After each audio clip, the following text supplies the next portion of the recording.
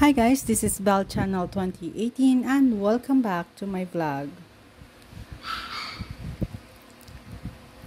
Game na nakipagtsikahan ang ultimate singer na si Ogie Alcacid sa miyembro ng entertainment media noong mga nagdaang Miyerkules, September 13. Ito'y para sa nalalapit niyang bonggang show titled Ogie The Concert na gaganapin sa September 29 sa New Performing Arts Theater. Isa sa mga natanong sa singer-actor ay ang tungkol sa 12-day suspension na ipinataw ng Movie Television Review Classified ng MTRCB sa programa nilang It's Showtime. Bukod dito, nagkwento rin si Ogie sa mga latest na ganap tungkol sa life nila ng asawang si Asian songbird Regine Velasquez. Ayon kay Ogie, hindi naman daw masyadong affected ang It's Showtime family sa mga isyong kinasasangkutan nila ngayon.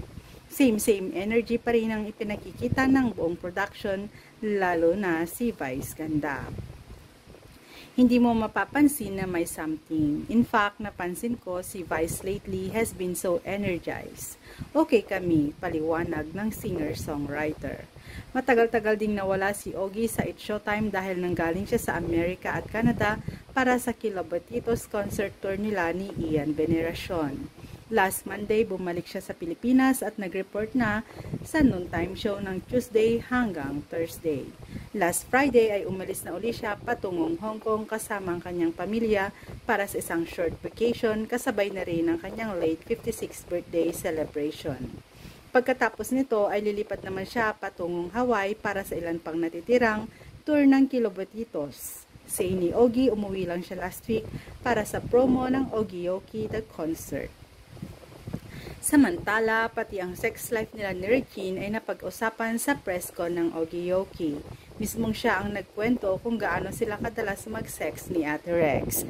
Alam mo, ang sabi sa amin ng pastor namin, ito, totoo to ha, sa mag-asawa, kailangan at least 4 times a week, ang say ni Ogie.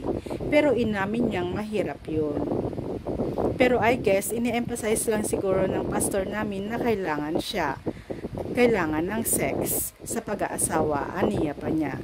Pero nasusunod ba nila ang 4 times a week na paglalabing-labing? Feeling ko hindi, kasi alam mo ba, alas 9, tulog na ako. Morning person at early riser din daw siya habang si Regine ay late na raw natutulog. Kaya madalas wala nang nangyayaring kalabitan. Tungkol naman sa magaganap na Ogie The Concert, siniguro ni Ogie na mag-enjoy ng bonggang-bongga ang mga manonood, lalo na yung mga adik sa videoke. Aniya, halos buong show na itidirect ni Paulo Bustamante ay mala videoke ang style at concept. At kakantahin ni Ogie ay ang mga madalas na kinakanta ng mga Pinoy sa videoke bar. Kabilang sa mga kakantahin ng singer-actor ay ang My Way. Kahit kadalasan sinasabi nilang malas ito. Bukod dito, chika ni Ogie, marami akong surprise guest. Actually, naka-line up sa poster ng mga totoo kong guest. Si Lara Maggie at Gian Magdangal. Pero ang ibang mga guest, hindi ko i-announce.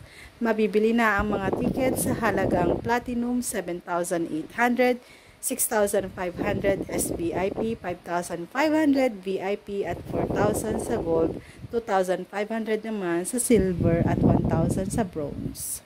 Thanks guys for watching and God bless everyone.